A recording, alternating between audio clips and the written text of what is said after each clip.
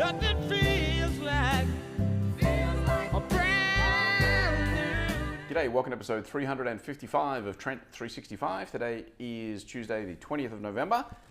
Just 10 more days till the end of the month and 10 more days until we hit that magical number 365. What happens then? Well, you might have to tune back in on, I think it's Friday, the 30th of November to find out.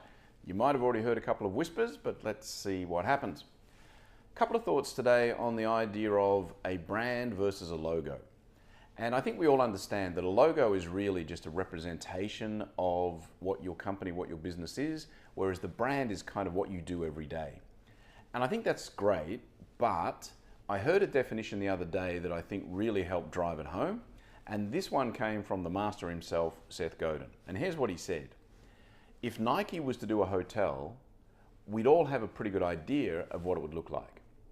But if Hyatt was to do a running shoe, we'd really have no idea what to expect.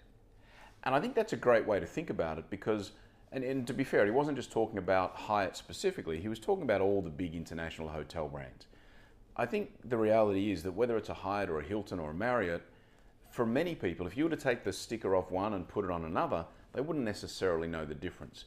And that's really Seth's point. Whereas with Nike, they have a fairly strong brand image and representation, so we'd know what to expect if they jumped into another category.